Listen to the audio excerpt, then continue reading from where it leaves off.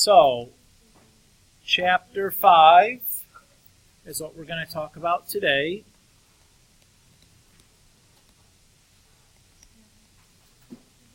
And the main two topics that we're going to talk about in Chapter 5 are going to be having to do with trigonometric identities.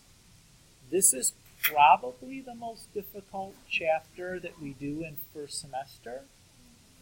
Just to give you... Just in first semester? Yeah, I haven't really... No. I haven't looked over what ends up falling in second semester closely yet. It's been a few years since I've taught this course in the second semester. So I from what I recall, second semester is not so bad. I think first semester is the more difficult one. But I'm not positive on that. And to some extent, that'll also have to do with those of you that are seniors and how bad you mail the second semester in. Right? So it's sometimes comparing first and second semester for the seniors is a bad idea, since second semester tends to be a tough job for some of us. We're just like, yep, washing my hands of this. So it looks worse than maybe it really is. But yeah, as a fair warning that if you have an A game for mathematics, this is probably the chapter to really break it out for if you've been holding that back. Well, like sometimes we just get distracted. Like it's like, I need to worry about studying for this class, this period. Now I'm not going to pay attention to math this today. Like we're all guilty of doing that to some extent. That if you have the ability to not do that for this chapter, that would be in your best interest, as it is one of the, I think, the more difficult ones that we do in semester one.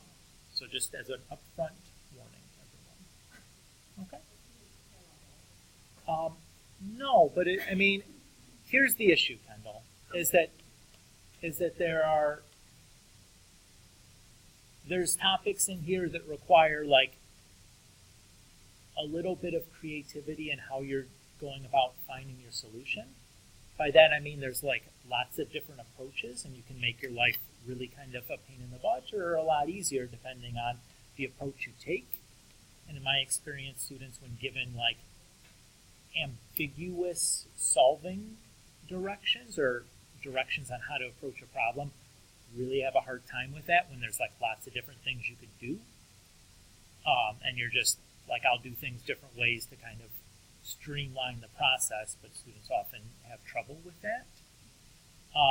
And then the other major topic in here is very detail-oriented, where there's a lot of concepts that we call back on from previous chapters, that if you don't have a really good understanding of those, that topic becomes kind of a problem.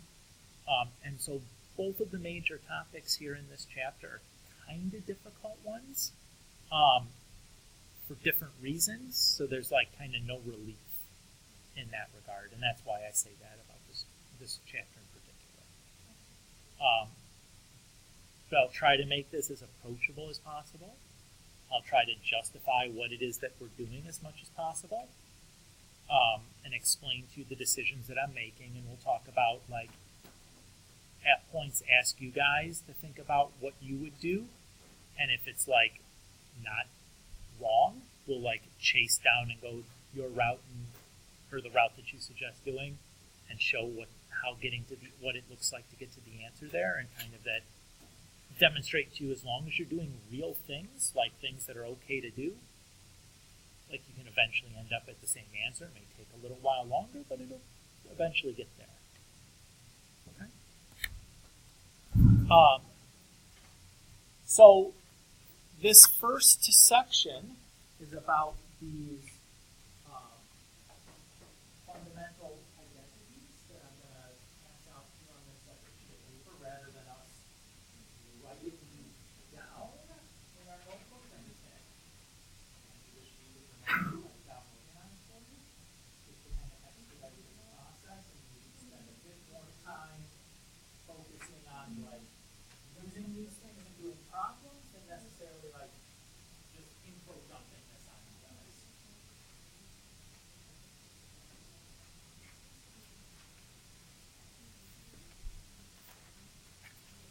So, as far as this list of identities that I've just passed out to you guys, these are not something that I would require you to memorize. Like, I wouldn't do a memorization test on this. But to do well in this chapter, you should have them basically memorized. Okay? Like, many of the choices that we'll have, like, what can I do? The answer is going to be something from this list. And if you're not familiar with the things on that list in terms of, like, what you can do, it makes life really difficult. And it's hard to follow the lecture, and it's hard to, like, finish a problem because your attention span gets broken because you're, like, going back to the list to look at things when it just should be something you know. And it's fine to, like, have to go back and check something, but you should know exactly kind of where it's at because you've used it enough and you're familiar enough with these identities that, like, you're like, oh, I know that where is that one that involves this one and this one? Like, oh, there it is. And, like, you can write it down. Like, you know where to find it at least. So this should be something that when you're doing your homework, you should have out and you're looking at. It should be something when we're doing the lectures you should have out and you're looking at. This list of identities should become your good friend, and you should use them enough during the course of working on the assignments that many of the more common identities here that you end up memorizing just kind of on accident. Okay with that idea? I would never test you memorization on that because, well, it's stupid. I hate memorization tests. I think they're dumb.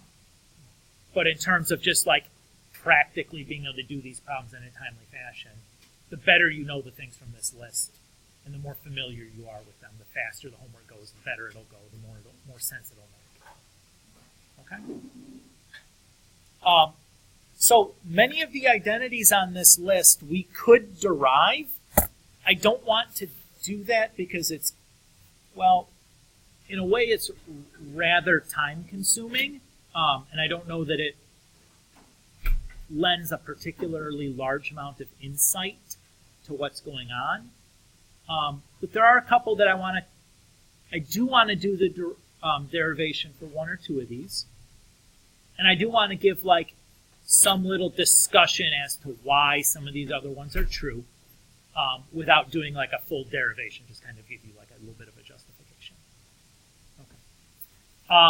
So first things first, I want you to look at the reciprocal identities, the first list.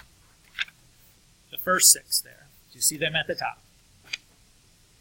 These 6 we should already be kind of passingly familiar with.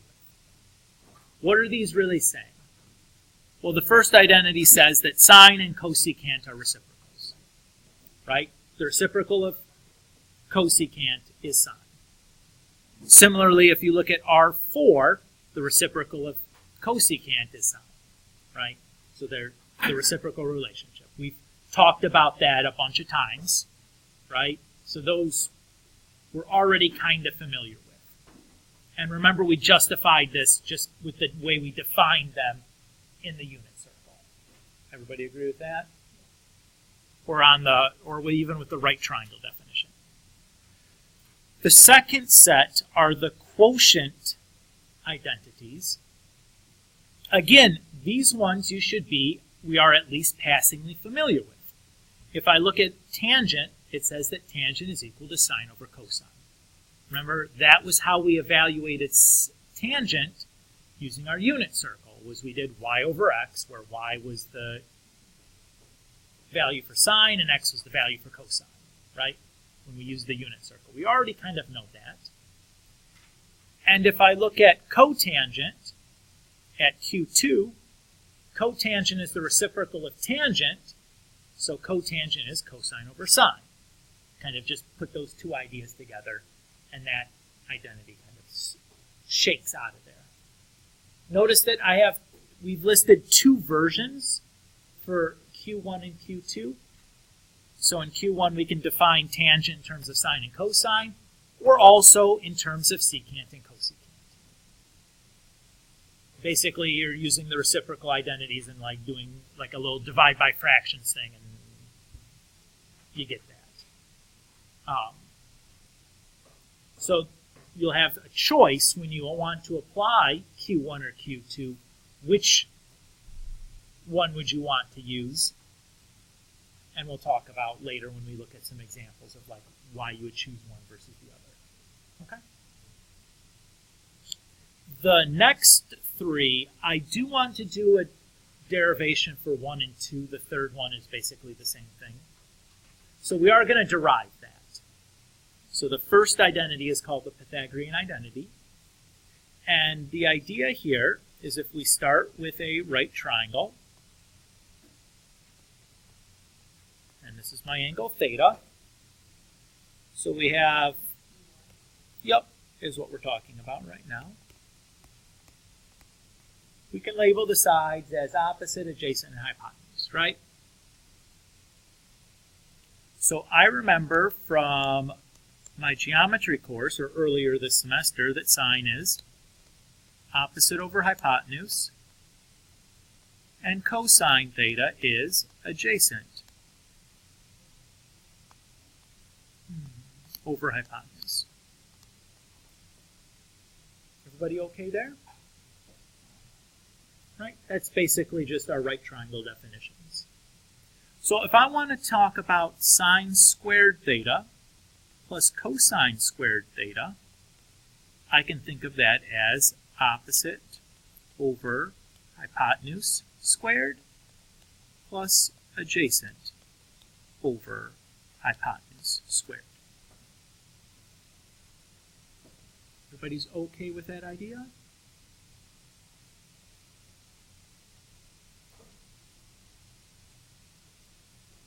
Now, how do I square a fraction? Right, I have opposite over hypotenuse squared like that. How do I square a fraction?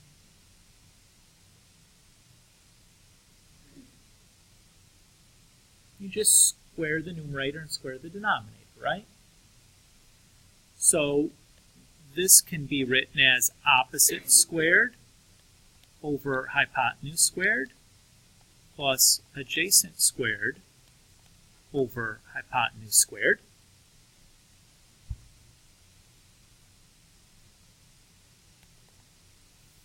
Everybody okay with that idea? Now if we look at these two fractions, notice that both of them have the same denominator of hypotenuse squared, right? Since they have a common denominator, I can write them as a single fraction.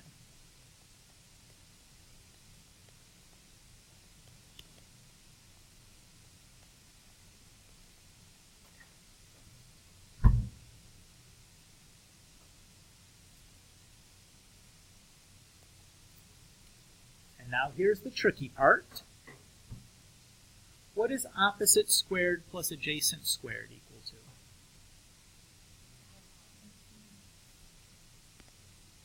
Well, remember that this is a right triangle.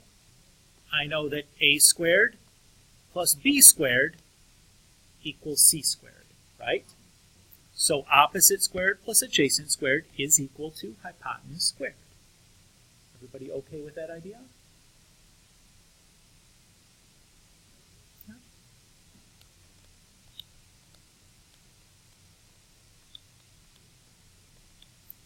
And that's going to then just be hypotenuse squared over hypotenuse squared, which is 1. So what do we have then? Is sine squared plus cosine squared is equal to 1. Right?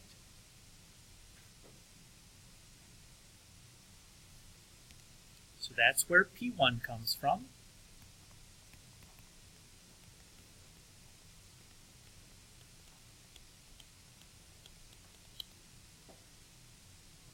Now, it's worth noting that we can rearrange P1 in a number of ways to kind of generate some new identities.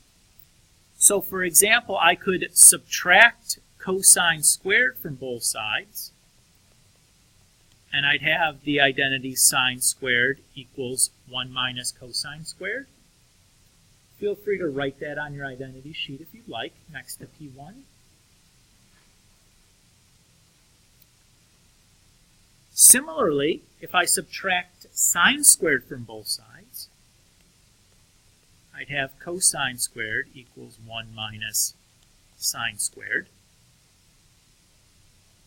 And you can also write that one next to P1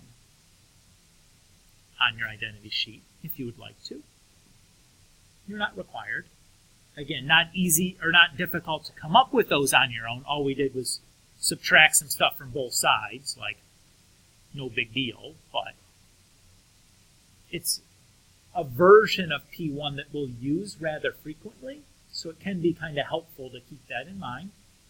So it's nice to not forget it. And if we write it on our identity sheet that we're going to be looking at all the time, we're less likely to forget about it. Everybody okay with that? So those are the rearrangements we can make by subtracting things from both sides. Let's look at what we can do if we divide things to both sides. So let's say that we start with P1 and we divide both sides by sine squared. So here's our P1. And let's say we divide both sides by sine squared. Well, I know division is distributive.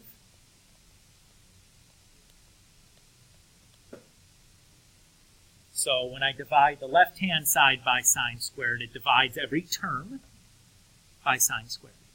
Everybody okay with this so far? When I take sine squared and I divide it by sine squared, that is equal to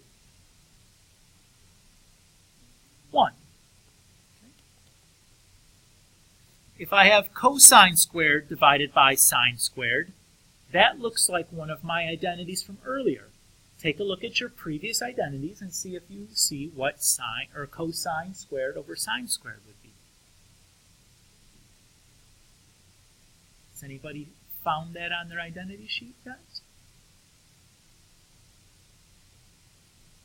So cotangent is cosine over sine. So cosine squared over sine squared would be cotangent squared. Everybody okay with that? We're looking at Q2.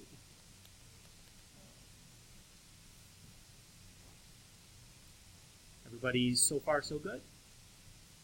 Now look at your identity sheet, because 1 over sine squared is also on our identity sheet, or a version very close to that.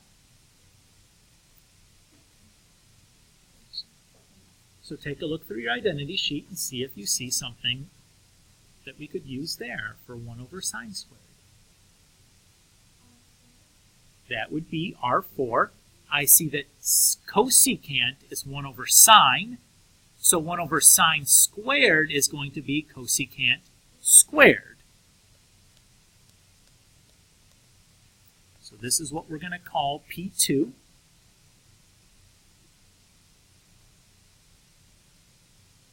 And similar to P1, you can add and subtract things from both sides to make different versions of this. But because this one, the cosecant squared, is kind of already by itself, there's really only one other version that you might want to do, which would be subtracting 1 from both sides to get the cotangent squared by itself. That would be our other version of P2. So if you'd like, you can write that other version on your on your identity sheet next to P2. Yeah.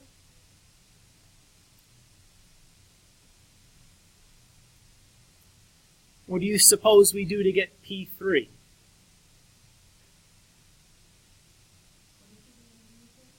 I just subtracted 1 from both sides. What do you suppose we did to P1 to get P3?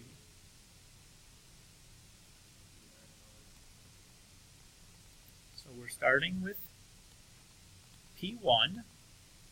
To get P2, we divided by sine. What do you suppose we're going to do to get P3? Yeah, we're going to divide by cosine squared. Yeah, exactly.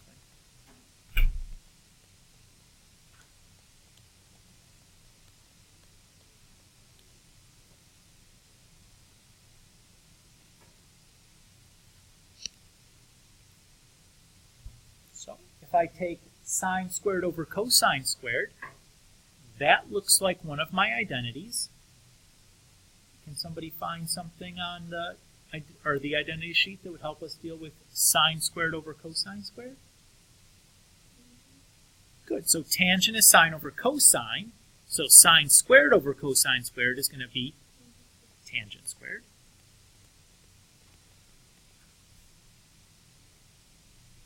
Cosine squared theta over cosine squared theta is 1. And then we're going to go back to our identity sheet and look for something that we can use to deal with 1 over cosine squared. So I can use R5, which says that 1 over cosine is equal to secant. So 1 over cosine squared is going to be secant squared. And this is what we called P3.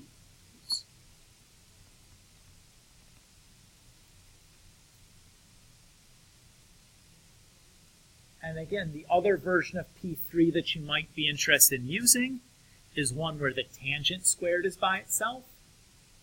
So to do that, I can just subtract 1 from both sides.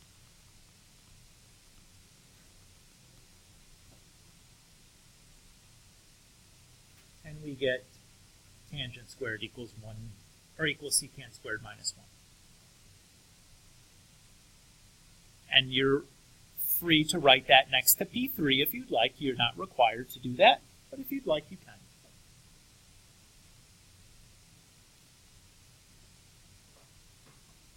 Everybody okay so far? Okay. So those were the only derivations that we're going to do today. I'm just going to talk about why the other sets of identities work. So for the cofunction identities, that word co is short for something. Do you know what it's short for? It's a geometry term.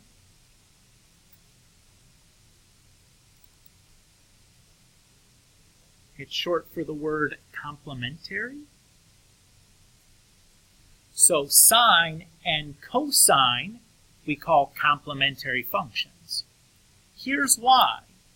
If I look at, say, the sine of 30, the sine of 30 is 1/2. Right? Everybody can see that? What do I get if I look at the cosine of its complement? What is the complement of 30?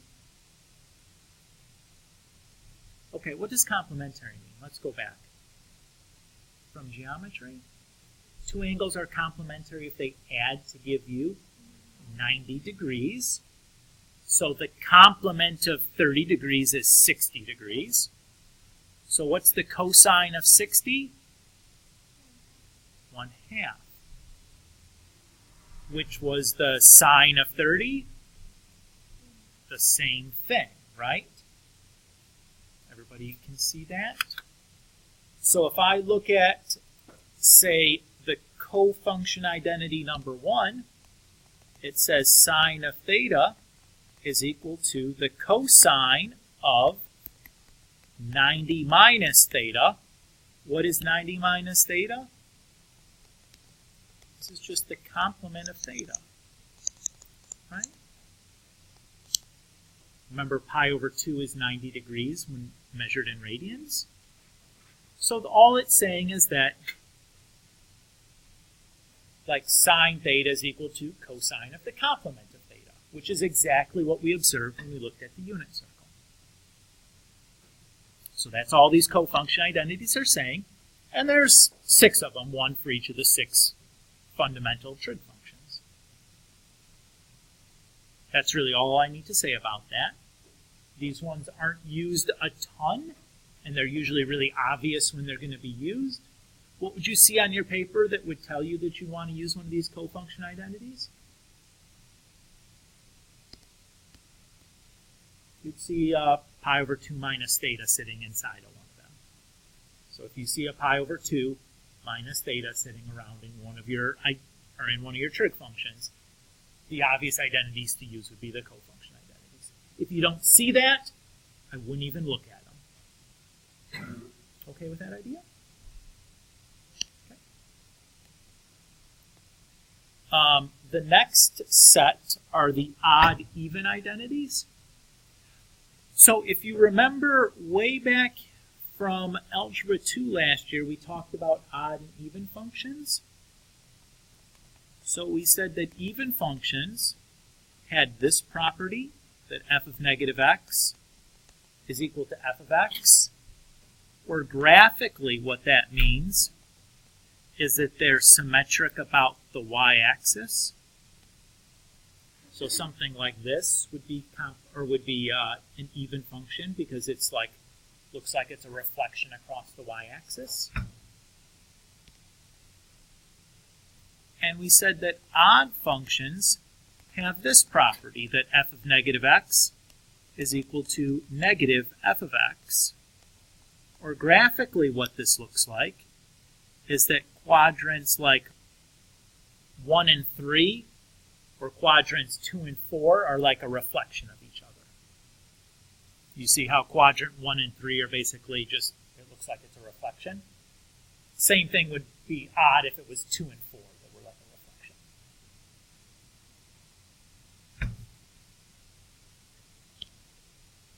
So if I look back to my 3 trig functions, I look at sine, cosine, and tangent.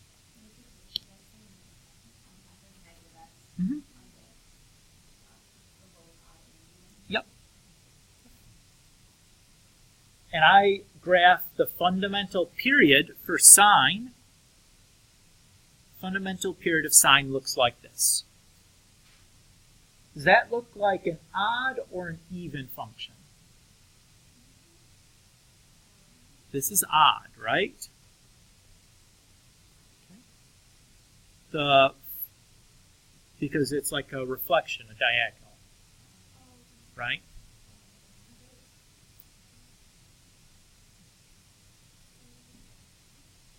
The fundamental period for cosine is like this. Does that look odd or even? Even. And the fundamental period for tangent, we had those asymptotes, and that looked like this. Was that odd or even? That says odd. And since sine is odd, what can we say about its reciprocal? It's also odd. And same thing with cosine. Since cosine is even, secant is even. And since tangent is odd, cotangent is odd. Okay with that reasoning?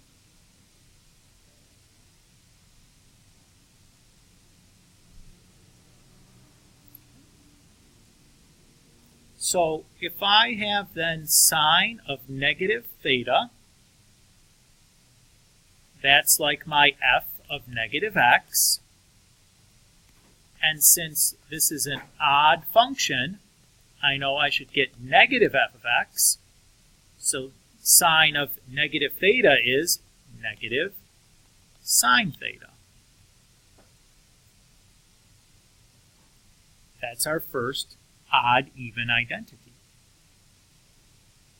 It's just a direct result of the fact that sine is an odd function.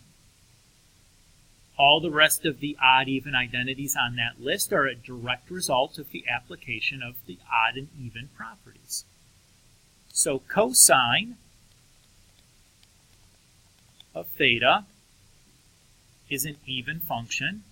I know for even functions f of negative x equals f of x. So cosine of negative theta should just be cosine of theta.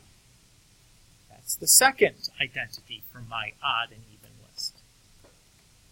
And I could continue doing this for each of the 6 trig functions, but at this point I think you guys get the idea, right? These are just an immediate result of these functions being odd or even, respectively.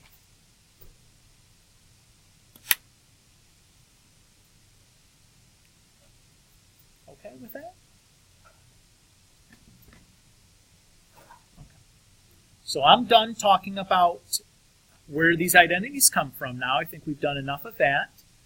Let's talk about how we can use them to solve some problems. Okay? So the first example I'm going to look at says find the exact value of sine theta if tangent theta is equal to -3 and cosine theta is less than 0.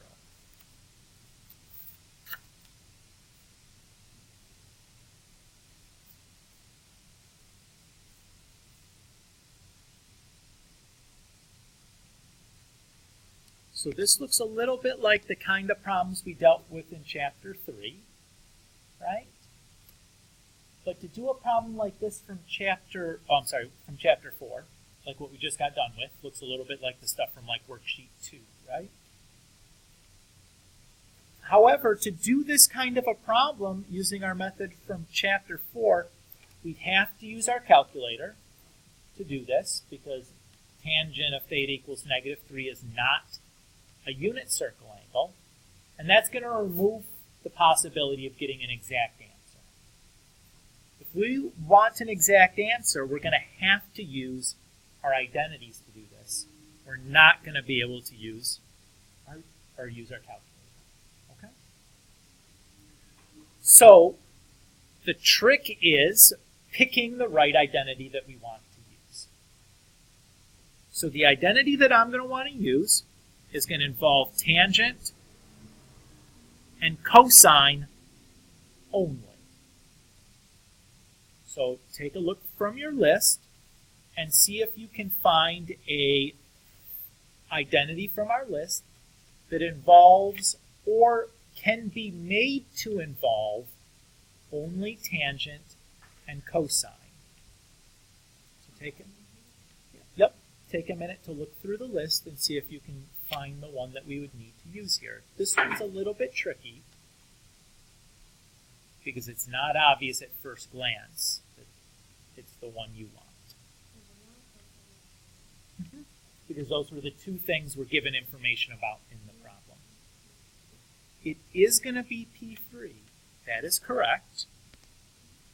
So notice in P3, though, we aren't given information directly about cosine.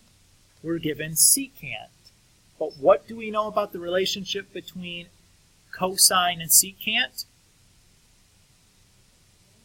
They're reciprocals is the word you want to use. We don't want to use inverse because we're attached that to the inverse trig function, which is not the same thing as the reciprocal.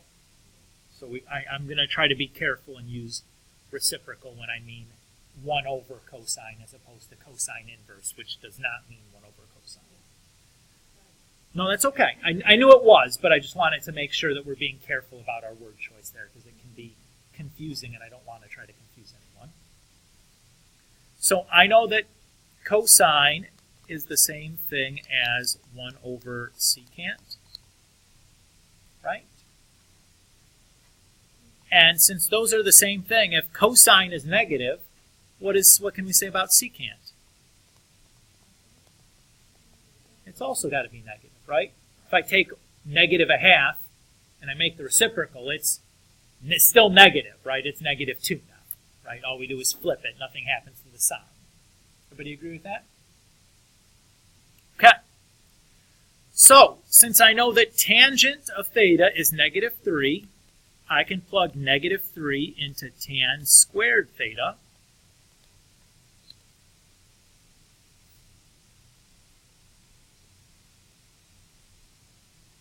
Look, tangent of theta is -3. So I plugged it in. That's all I did. Right? That's not a big deal. Okay. -3 squared is 9, and 9 plus 1 is 10.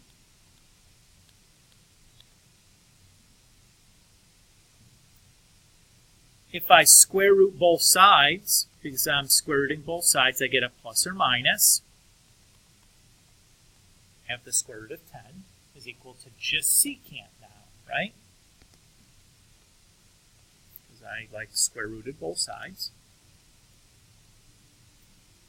Now I'm going to use this piece of information to make a decision about whether I want the positive or the negative square root of 10. Which one do I want? Negative, because I know that secant is less than 0. So secant has to equal negative square root 10.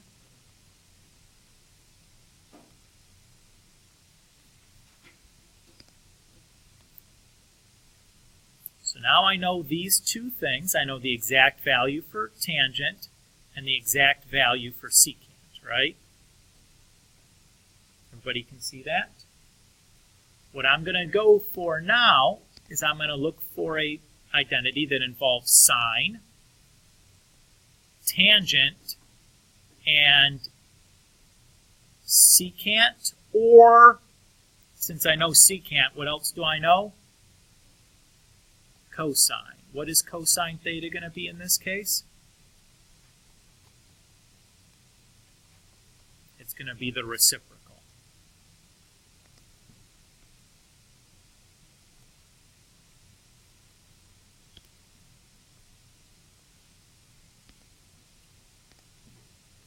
Does anybody see an identity that involves all three of those things? Sine, tangent, and either cosine or secant.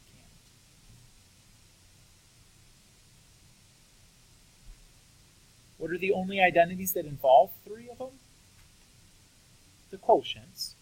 So which one of those quotient ones do I want? Q1.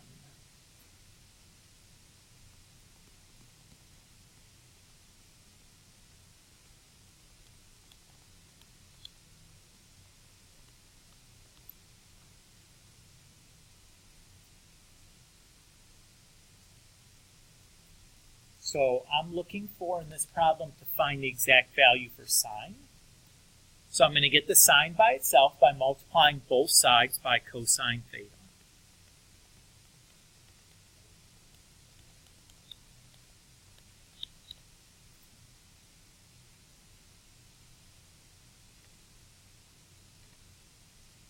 So far, so good. I know that cosine is negative 1 over the square root of 10.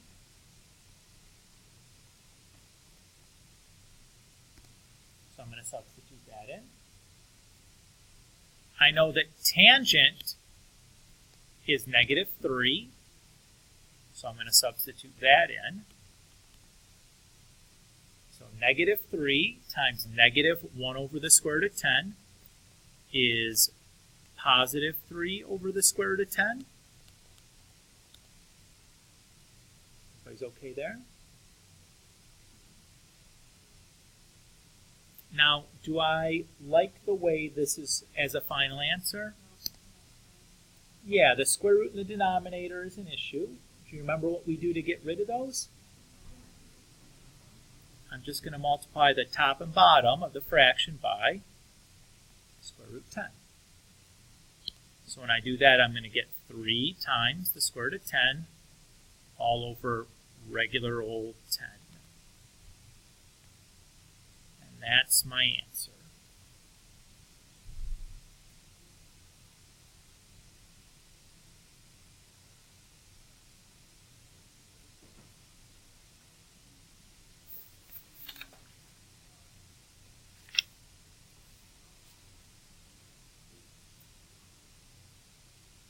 Everybody okay with that? So just to kind of review what we did here. Okay. So let's just kind of look at this one more time from the beginning on what we did, because it was kind of a lot of things. So we started by finding an identity that involved the two things that we knew, or could be made to involve the two things that we knew. That was P3. However, that required us to use secant instead of cosine, but that was okay. We know how to do that. We then solved that, or plugged in our values and solved that identity to find the other exact value. So that allowed us to get our exact value for cosine. Now partnered together with sine, tangent, and cosine, we looked for another identity involving those three. That was Q1. We then got the desired trig function by itself, plugged in the other two exact values, and simplified as needed. Anna? So it was given to me in the problem. Yep, the stuff in black was the problem. Now I've highlighted and written and drawn all over it. But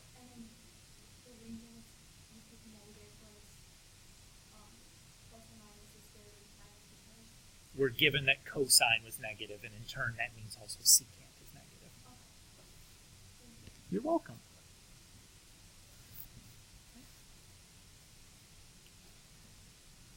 Good. Everybody feel okay on that? At least feel good enough to, like, I can try some of these on my own and have an idea of, like, what I would need to be doing. Now, you might still get stuck or have some problems, and that's okay. But at least, hopefully, you have a decent idea of, like, how to deal with a problem like that, right? How to start it, at least. So the next type of problem that we're going to be talking about are simplifying problems.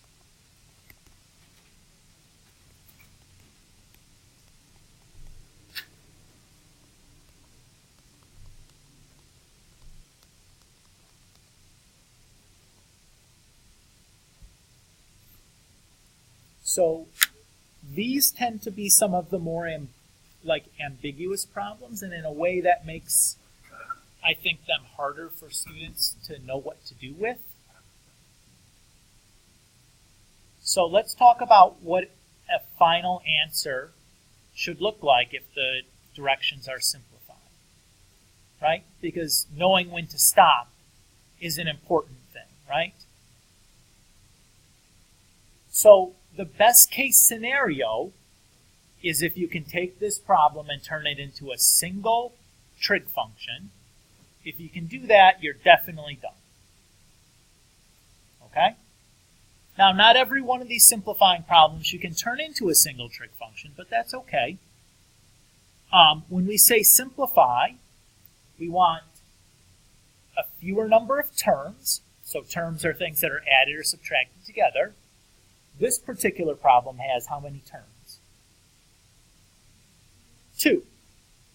One term is sine cubed x, and the other is sine x times cosine squared x. There's 2 terms because there's 2 things being added together. So if you can make the problem have fewer terms, you've at least done some simplification. Another way to simplify it is if the terms have fewer factors. So if I look at the first term, sine cubed x, has 3 factors. It has sine times sine times sine. The second term also has 3 factors. It has sine times cosine times cosine. If you can reduce the number of factors in each term, you've simplified. Okay? If there's a fraction, if you can reduce the fraction or get rid of the fraction entirely, you've simplified. If you have 2 fractions, if you add them together, you've done some simplification. Notice that so far I haven't talked at all about any kinds of trigonometry. This has all been algebra things that I've talked about so far, right? So that's one route that we can, or one set of tools we can use to simplify our algebra tools. So other things you might be able to do, you can factor, you can FOIL, you could do completing the square, although I doubt in any of the problems we do in this class you'd need to do that. But you can do lots of things kind of like that. Okay? The other way that we can simplify things is by making substitutions using the identities on our sheet. So the kinds of substitutions you might want to do using your identities should make the problem less complicated. Okay with that idea? In general, we'll kind of get an idea of that here doing some examples, but that's generally what you're looking for, is you want things to like cancel out in some kind of way. So factors to cancel out or terms to cancel out. So if I look at this first problem, typically the first things I look for are algebra things to do. Do you guys see any algebra thing I can do with this first one? Because there is something. Okay, so you're close. This is not an equation, so we can't just willy-nilly divide by sine of x. The signs aren't going to cancel out, but what we can do close to dividing is take out a greatest common factor. So do you see something in common between the two pieces? It's that sine x, right? So when I take out that sine x, what's left? Well, we have a sine squared x plus a cosine squared x. Everybody okay there? Now notice that when I'm doing these on the board, I'm going to put like a note above the equal sign indicating what I did there. That's mostly a note for you guys if you're looking back at these, kind of like, what did he do there? Like, did he use an identity? Did he do some algebra thing? Like, what happened? Like, I don't get it. That's what I'm trying to put the note there. So that's mostly just for you guys, okay? Now, take a look. Does anything jump out at you?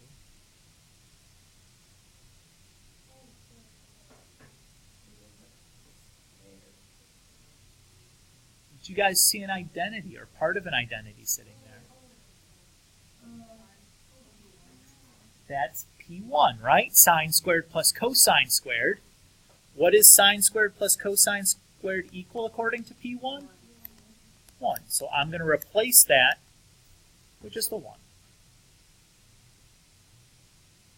And what's sine x times 1 going to equal?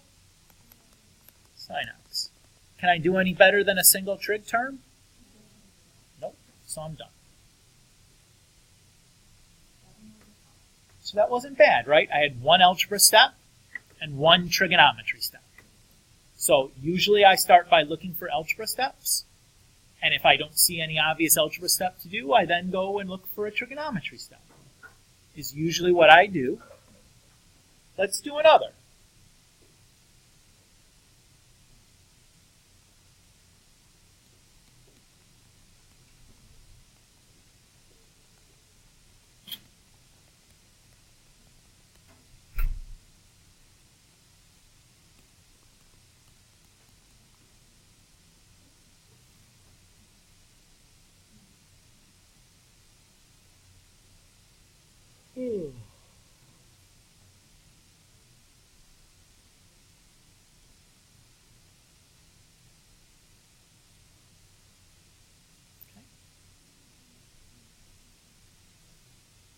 Did you guys see anything to do here?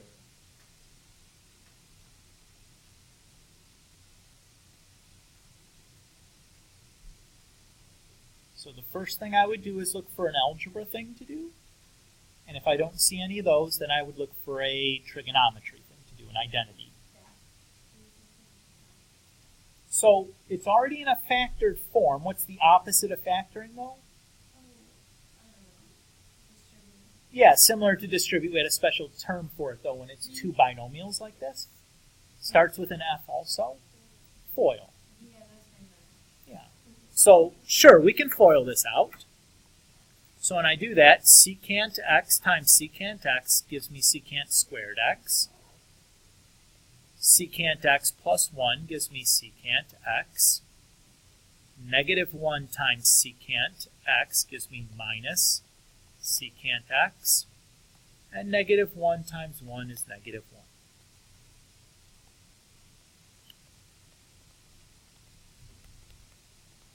So we foiled that.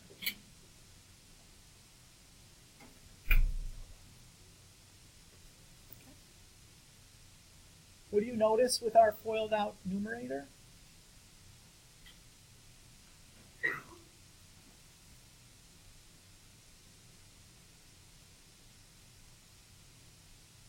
Look at the middle two terms there in the numerator. Yeah, I have a plus secant x and a minus secant x. That's going to combine to give me 0, right? So I'm just going to write CL there. What do you think that stands for? Or CLT? Combine like terms, but yeah, close enough.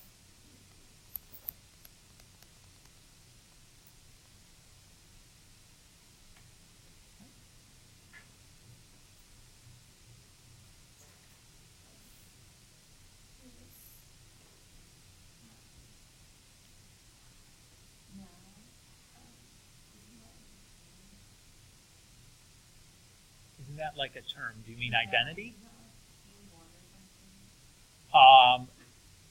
Well, there is something going on there. Did you guys write down the alternatives to the p's on your identity sheet, like I suggested maybe would be a good idea?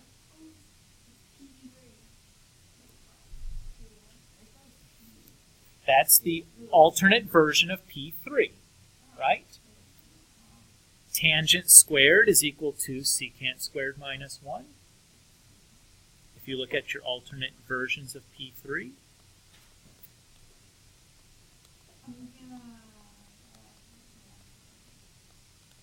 So that's good. What that did is it reduced a term in the numerator, right? We had a subtraction problem up there. It's now gone. It's now just a single fraction.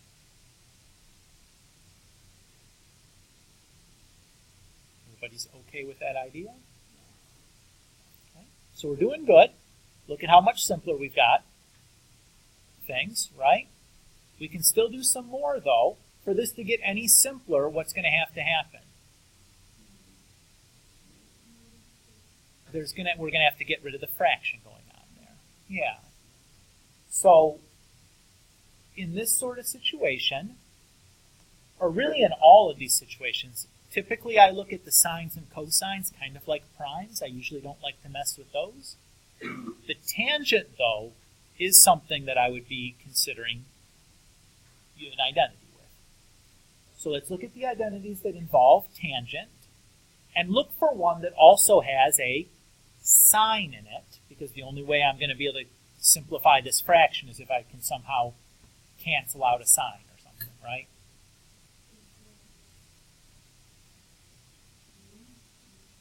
Yeah. Well, does Q2 involve tangent? I think you're looking at Q1 if you're looking at tangent. Oh, yeah. Q1 says tangent is equal to sine over cosine, right? So I'm going to make my life a little bit easier by thinking about these as two separate fractions before I go ahead and apply this property. Everybody okay with what I did there? Just thinking about this as two separate fractions multiplied together like that. Right? No big deal there. Everybody's okay? The reason I'm doing that is when I apply Q1, I'm going to turn tangent squared into sine squared over cosine squared. And it just makes life a little bit nicer looking if it doesn't have like a fraction on top of a fraction, right?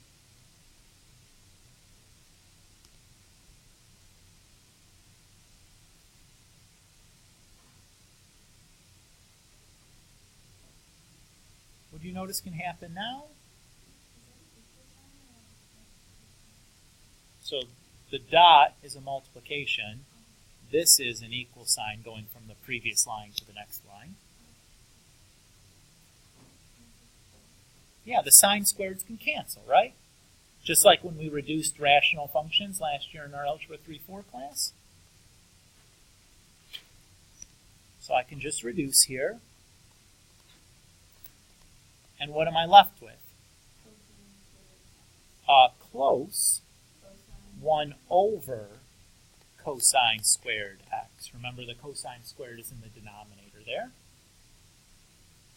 So I still have a fraction, but I've gotten rid of one of the trig functions involved, right? So it's still got a little better there. Can I do any better than cosine squared x? Or 1 over cosine squared x? Yeah, I can use the fact that R5 says that 1 over cosine is equal to secant. So 1 over cosine squared is equal to secant squared. And that's a single trig function. That's as good as we can do there. So that one was a little bit more involved.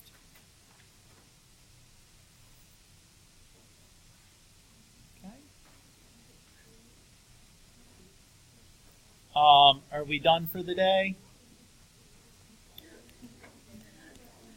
Can you guys do 1 through 9 for me